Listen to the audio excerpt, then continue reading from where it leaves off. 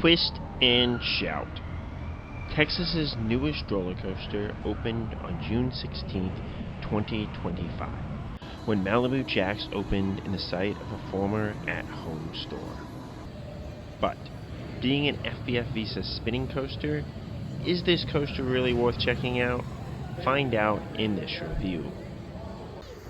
Although SBF has been around since 1952, they seem to have only started making roller coasters since 1996, as that's when the oldest coaster in the roller coaster database, Den Allen Minster, at Tysonfrøyd in Norway, debuted.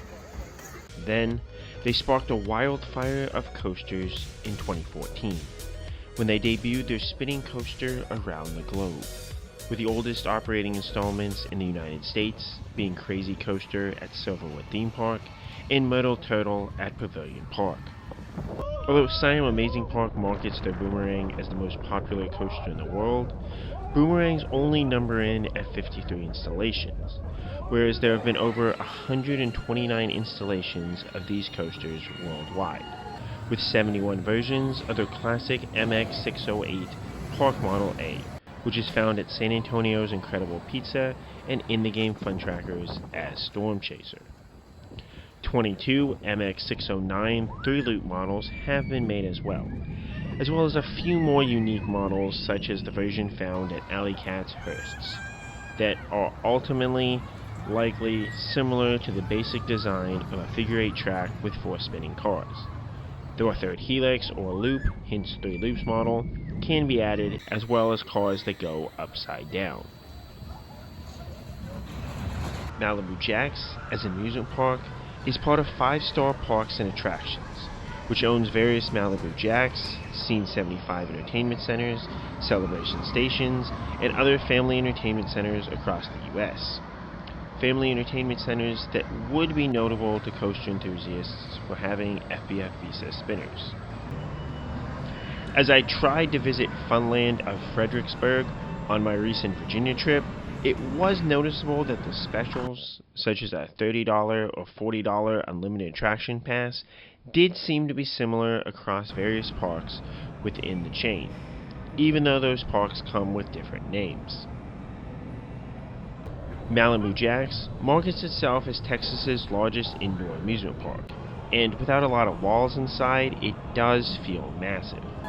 Austin's park has some attractions outdoors, and is likely bigger if you include all of those outdoor rides. But Malibu Jack's is probably bigger than Tomfoolery's, not counting the water park, even if that feels pretty big when you're in there.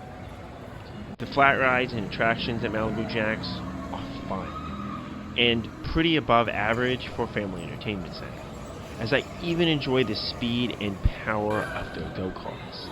So an unlimited pass likely is probably the way to experience this park. Single trips on Twist and Shout are $7 or $8 a piece, which is standard for these types of parks and these types of coasters. On Mondays, the unlimited pass is discounted to $30, or about $32 after tax. So this is likely the best deal you will get if you'd like to do everything at the park and try things a couple of times. There's also a pick-your-play deal, so you can get unlimited rides on the coaster for $16, if that's all you care about. Operations were fantastic, with most guests using the unlimited pass. Rides were cycling most of the evening while I was there, but it was still super easy to just walk over to the next ride and get right on. The staff seemed really friendly and approachable as well, to the enjoyable atmosphere of the park as a whole.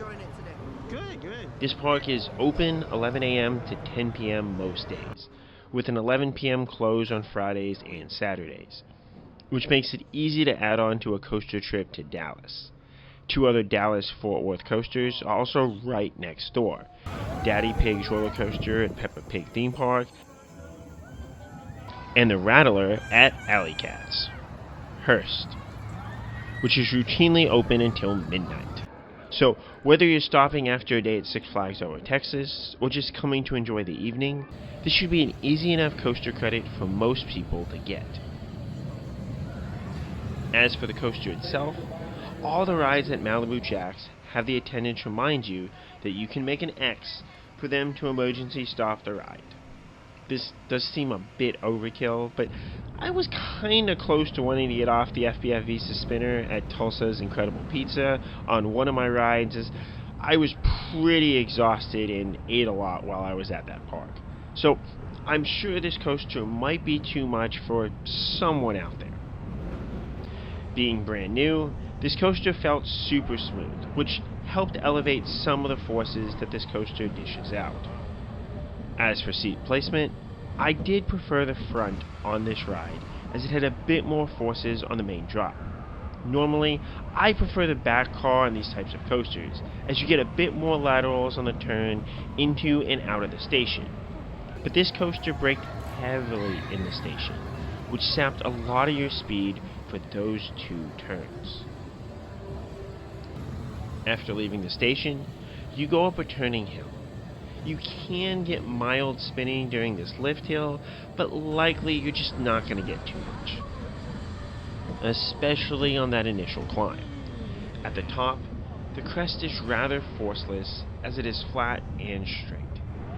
Then, you have a turning drop.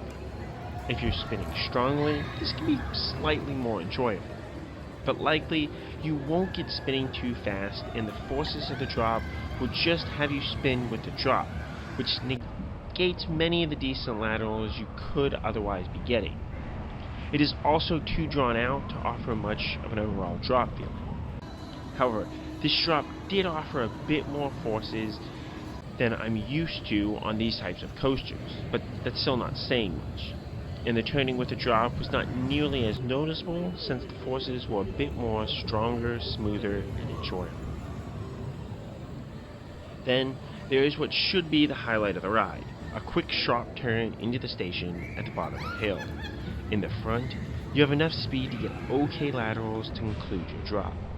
But in the back, this coaster is sapped of its speed here, so you don't get much.